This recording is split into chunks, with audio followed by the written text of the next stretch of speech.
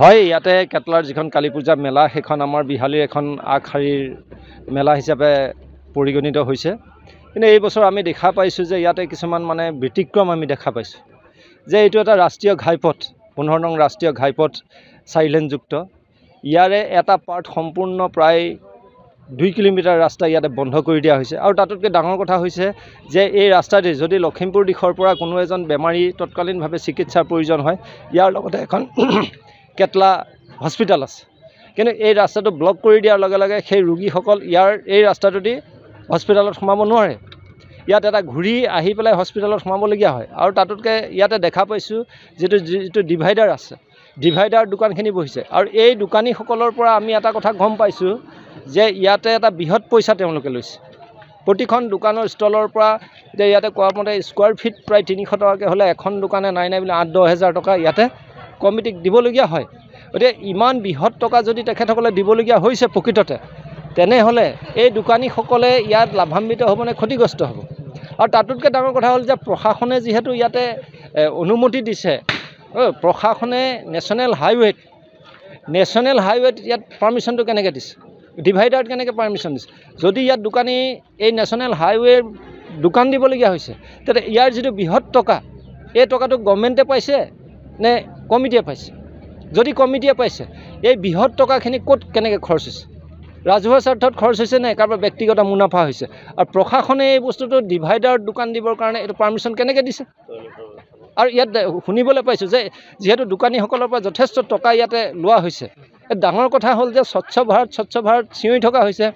এই বৃহৎ দোকানীসকলে লেট্ৰিন কৰিবৰ কাৰণে ব্যৱস্থাটো ক'ত? আমি শুনা পাইছোঁ 10 বজালৈকে পাৰ্মিশ্যন দিছে, 3টা বজালৈকে। এই কাগজখন বাৰু মই দেখা নাই। যদি পাৰ্মিশ্যন প্ৰশাসনে কিমান সময়লৈকে দিছে সেই কথাটো নাজানো।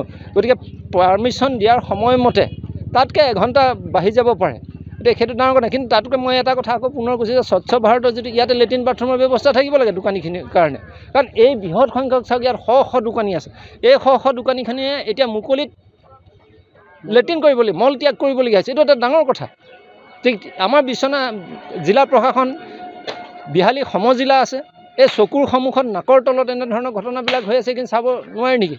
আৰু এইটো ৰাস্তাটো ব্লক কৰি দিছে, এটা ছাইড ব্লক কৰি দিছে, এনেধৰণে পাৰ্মিশ্যন হয়নি? সিদিনা আমাৰ চাৰিআলি চাধাৰত এজন মানুহৰ মৃত্যু হৈছে, এটা ঘটনা সংঘটিত হৈছে। আৰু ইয়াতো গম পাইছোঁ যে বিভিন্ন ধৰণৰ হাই কাজিয়া ইত্যাদি হৈছে। গতিকে মেলাখনো হওক, কিন্তু এটা ৰাষ্ট্ৰীয় ঘাইপথ বন্ধ কৰি পেলাই ইয়াত অনুমতি দিয়াটো এইটো কিমান ধৰণৰ যুক্তিসংগত? এইটো অসমৰ কোন জেগাত হৈছে? আৰু এই ৰাষ্ট্ৰীয় ঘাইপথত যিটো নেশ্যনেল হাইৱেত বহা যিসকল দোকানী আছে, তাৰ পৰা সংগৃহীত ধন গভৰ্ণমেণ্টে পাইছে নাই? এইটো ডাঙৰ কথা। এইটো স্পষ্ট কৰিব লাগে প্ৰশাসনে যে ইয়াৰ যিখিনি পইচা সংগ্ৰহ হৈছে, ইয়াৰ ৰচিদ ইত্যাদি দিয়া হয় নে নহয়। গতিকে এই কথাবিলাক স্পষ্ট হ'ব লাগে। আৰু ইয়াৰ টকা গভৰ্ণমেণ্টৰ ঘৰত জমা হৈছে নাই?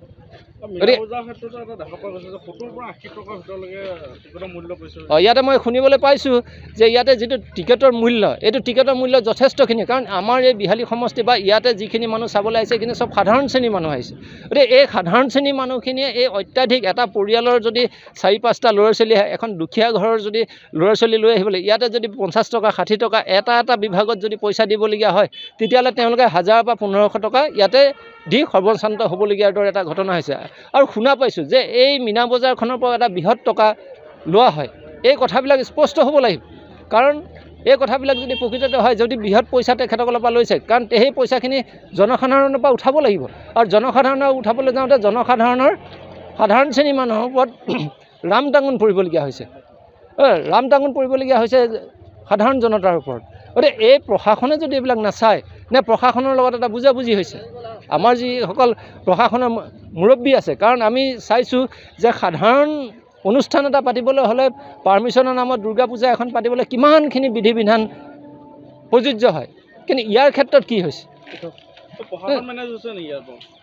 সন্দেহ হয়। কাৰণ ৰং ছাইডত যদি স্কুটি এখনো যায়, তেতিয়াহ'লে তাত ফটো মাৰি পেলাই 1000 টকা লয়। এতিয়া প্ৰশাসনে ৰং ছাইডে যাবৰ কাৰণে ব্যৱস্থা কৰি দিছে। যিটো সময়ত আকৌ কৈছোঁ যে এখন স্কুটি যদি ৰং ছাইডেদি কেনেবাকৈ অলপ দূৰ যায়, তেতিয়াহ'লে পুলিচে ফটো মাৰি পেলাই তাত 1000-2000 টকা ফাইন কাটে। আৰু আজিতো ৰাস্তাটো বন্ধ কৰি পেলাই এতিয়া যেনি তেনি ইয়াত কোনো নীতি নিয়ম নাই, ৰং ছাইডেদি অহা যোৱা কৰিবলৈ হৈছে। ইয়াত যদি দুৰ্ঘটনা হয়, তেতিয়াহ'লে কোনে দায়িত্ব ল'ব? যিকোনো খবৰৰ বাবে যোগাযোগ কৰক 7099017330 লগতে 7099017110 নম্বৰত।